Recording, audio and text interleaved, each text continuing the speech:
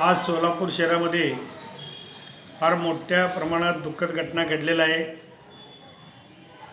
स्वर्गीय महेश अण्णा कोटे यांनी गेल्या 30-35 वर्षापासून या सोलापूर महानगरपालिकेचे अनेक पदं भूषवलेले आहेत। ते महापौर होते, पक्षनेता होते, विरोधी पक्षनेता होते, परंतु त्यांनी गेल्या 35 वर्षापासून या ठिकाणी सोलापूर शहराचा कसं विकास करायचं, कसं पाणी सोलापूर शहरात आलं पाहिजे, सोलापूर शहरामधलं जे काही समस्या आहे ड्रेनेजचे जे ब्रिटिशकालीन आहेत ते सर्व कामं करण्यासाठी या ठिकाणी भरपूर प्रयत्न केलेला आहे। या सोलापूरवासियांचा जे काही मूलभूत सोयीसुविधा होते, विकास कामं होते किंवा घरकुलच्या योजना होते किंवा आत्ता पाणी पुरवठा व्यवस्थित झालं पाहिजे।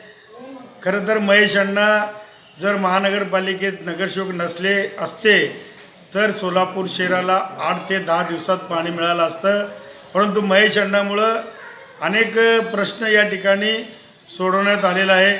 परंतु या शहरामध्ये बघितलं मोठमोठे उद्योगधंदे उभा झाले पाहिजे, IT पार्क आलं पाहिजे, लघु उद्योग या ठिकाणी आलं पाहिजे, MIDCमध्ये गव्हर्मेंट पार्क झालं पाहिजे, असं अनेक योजना त्यांनी आजपर्यंत कुठलाही लोकप्रतिनिधी करू शकला नाही।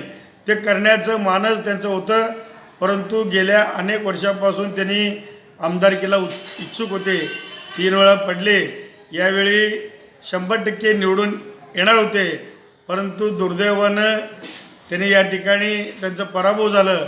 परंतु त्यांचं जे काही स्वप्न होतं IT पार्कचं किंवा सोलापूर शहराचं विजन करायचं, सोलापूर शहरात कुठलेही बेरोजगार राहू नये, रोजगार मिळाला पाहिजे, या दृष्टिकोनातून त्यांनी काम करत होते।